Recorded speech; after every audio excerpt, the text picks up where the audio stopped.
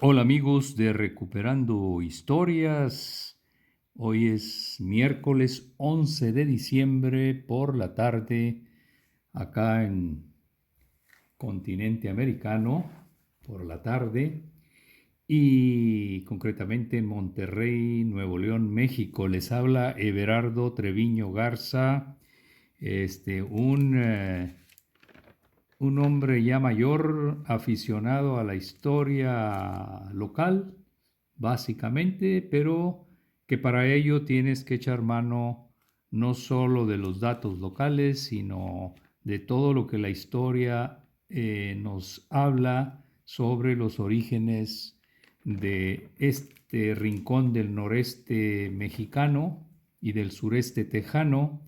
Y ahí pues es interminable la investigación, es interminable la cantidad de historias que concurren, que hemos recibido de forma oral o que las buscamos en una cantidad de literatura que se ha escrito fuera de México y en México, pero más todavía en el viejo continente, donde pues lógicamente hay más siglos de historia escrita, cuando menos en castellano, ¿verdad? Desde luego que acá en México tuvimos nuestras civilizaciones nativas que tuvieron sus formas de escritura y que tuvieron sus formas de contarse la historia. Pero bueno, en esta ocasión quiero ser hasta cierto punto recurrente porque la península ibérica es ineludible cuando queremos irnos a los orígenes y a la historia anterior a 1521, 1520, que es cuando empiezan a llegar los conquistadores españoles a lo que ahora es el suelo mexicano.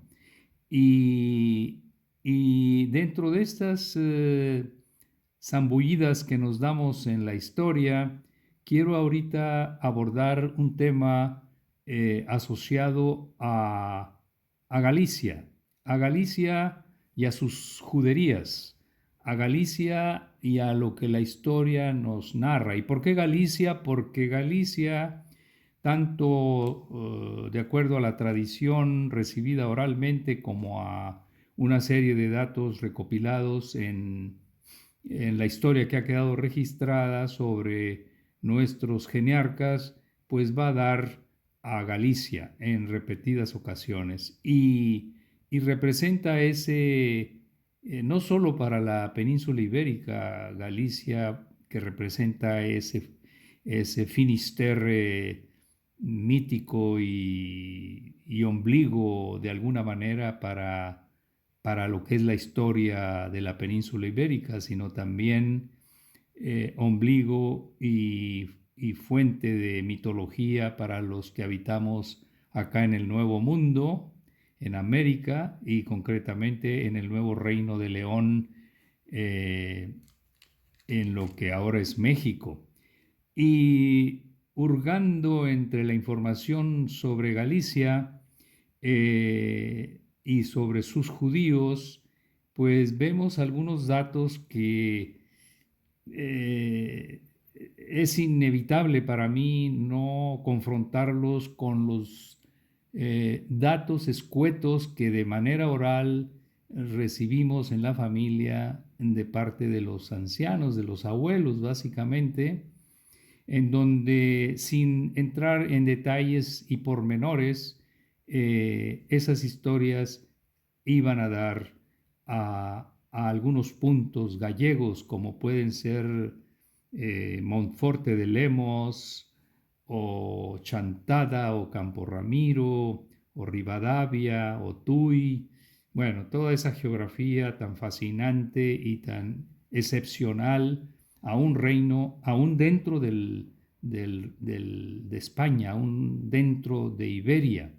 tiene su, como decimos acá, se les guisa aparte por su historia particular que tienen diferente a otros puntos de la península, como puede ser Andalucía, como puede ser Euskal Herria, como puede ser,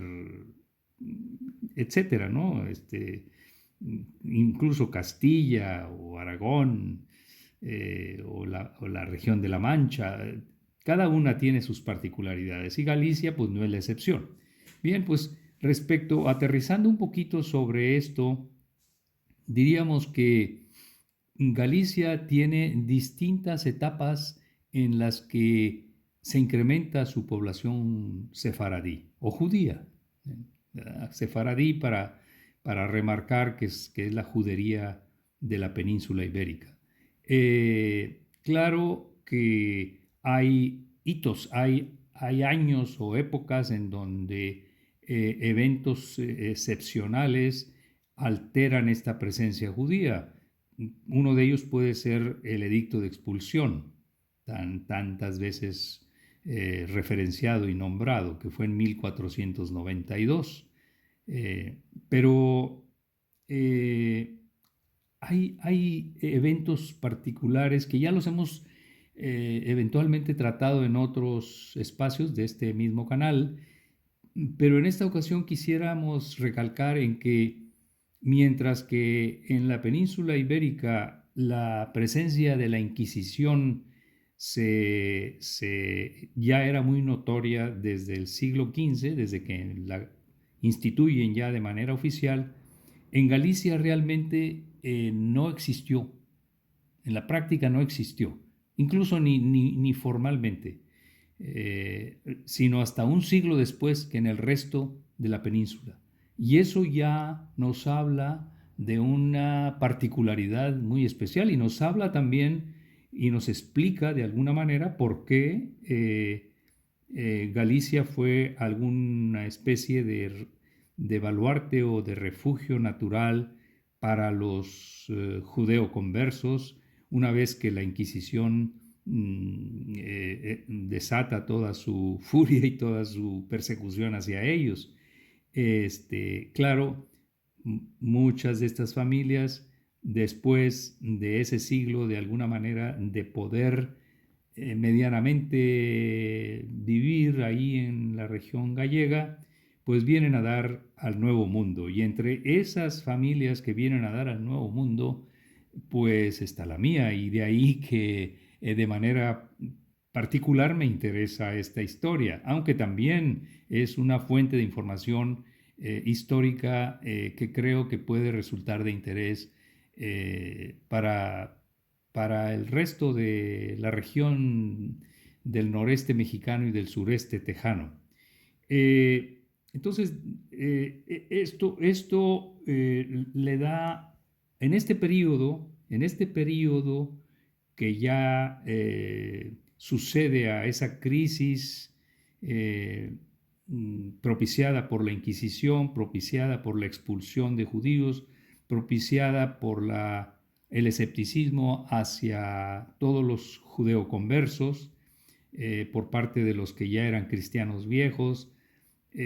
propiciada por toda ese clima adverso, ese clima de persecución, de intolerancia, de absolutismo, de la recurrencia o del retorno a varias prácticas medievales que ya se creían superadas en pleno renacimiento europeo. Bueno, todo eso hace una mezcla de datos interesantísima que vale la pena abordar, aunque sea de manera general como lo hacemos en este canal. Por otro lado está lo que estas familias o estas juderías ya de manera, o estas comunidades de judeoconversos que vuelven a buscar refugio en la región gallega, como fue su lugar para muchas comunidades judías antes del siglo XIII, antes de la Reconquista que le llaman, cuando buena parte de militares y familias del norte peninsular bajan hacia el Mediterráneo y empiezan a tomar, a recolonizar toda esa parte que hasta antes del siglo XIII era eminentemente musulmana o árabe. Bueno, en este otro siglo, a finales del 15 y la primera mitad del 16, Galicia vuelve a tener, si ya no presencia de judíos practicantes, sí una importante presencia de judeoconversos que se van desplazando hacia esa parte que, que históricamente ya había dado cabida a importantes comunidades judías. Galicia es la vida de las comunidades judías gallegas, revisten datos muy particulares también que difieren mucho, por ejemplo, de las comunidades judías andaluzas o de las comunidades judías en la región vasca o castellanas o X, de cualquier punto de la geografía ibérica. Las juderías de Galicia, aunque existe, es una investigación interminable. Seguramente las generaciones que nos sucedan van a encontrar muchos más datos que los que hasta ahorita tenemos disponibles sobre este tipo de comunidades. Pero recordemos que en Galicia, desde hace muchos siglos, existe un santuario importantísimo para el catolicismo y para el cristianismo, que es el de Santiago de Compostela. Y existen rutas de peregrinaje desde Europa, desde distintos puntos de Europa, que entran a la península ibérica hasta llegar al Finisterre en Galicia, y ahí se encuentra Santiago de Compostela y todos esos caminos que florecen desde la etapa medieval y que son fuente de mucha información, y donde las juderías que habitaban en esa parte aledaña a Santiago de Compostela jugaron un rol importante. Estamos hablando de manera alterna en el medioevo o después, o en el Renacimiento ya después de 1492. Pero apeguémonos a esa parte de Santiago de Compostela y todas las comunidades, sean sefaradíes practicantes del judaísmo o sean judeoconversos posteriores a 1492, que viven ese último siglo de cierta inmunidad en relación al resto de la península ibérica. Y ahí en esas rutas del Camino de Santiago, las juderías tuvieron un rol importantísimo en cuanto a su carácter de proveedores y comerciantes, que de alguna manera eran un elemento clave, abastecedor de todo lo que se consumía en esos trayectos, en esos diferentes rutas del Camino de Santiago que iban a ir a dar a Santiago de Compostela, o las rutas jacobeas, ¿verdad? Recordemos que el jacobea porque es Jacob, y Jacob porque ya traducido o castellanizado es Santiago. Por eso es lo de rutas jacobeas. Entonces los sefardíes, como comerciantes y proveedores, jugaron un rol importante desde el medioevo y todavía, repito, en ese otro siglo adicional después de 1492. Los sefaradíes representaban, sobre todo en la Edad Media, de manera más diferenciada, representaban la parte ilustrada dentro de la península. Eran la parte, no por algo, eran realmente asesores y escribanos y tesoreros, y jugaban roles muy importantes en las distintas coronas, sea la castellana, sea la aragonesa, la navarra, etcétera. O sea, toda la península ibérica, ¿no? Incluyendo desde luego la portuguesa, y sus monarquías diferenciadas, recurrían a la asesoría de la población judía. Entonces, claro, había judíos artesanos, había judíos no necesariamente con ese nivel de ilustración, pero dentro de ellos era garantía que se iban a encontrar personajes muy calificados, llámese médicos de primer nivel que servían a los monarcas y a las grandes familias de la nobleza y de la burguesía después, administradores, tesoreros, grandes místicos, filósofos, traductores, que jugaban un rol de embajadores de las monarquías, sea en Inglaterra, en Francia, en el mismo Vaticano, en Italia, en las diferentes virreinatos, una vez que ya España se transforma en imperio. Así es de que los sefardíes eran como parte ilustrada dentro del resto de España por su capacidad de educación natural que recibían en cuanto a sabían escribir, leer, eran eruditos en el intercambio comercial.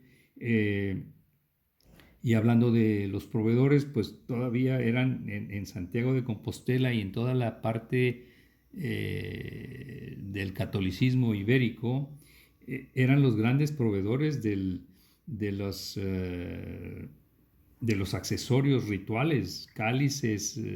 y demás accesorios, instrumentos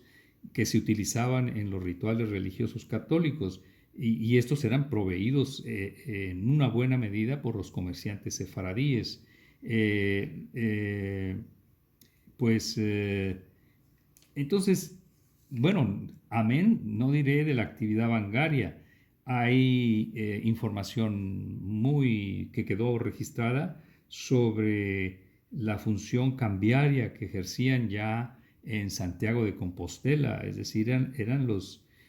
banqueros que recibían las monedas de todos los peregrinos de distintos puntos de Europa y se las cambiaban por las monedas locales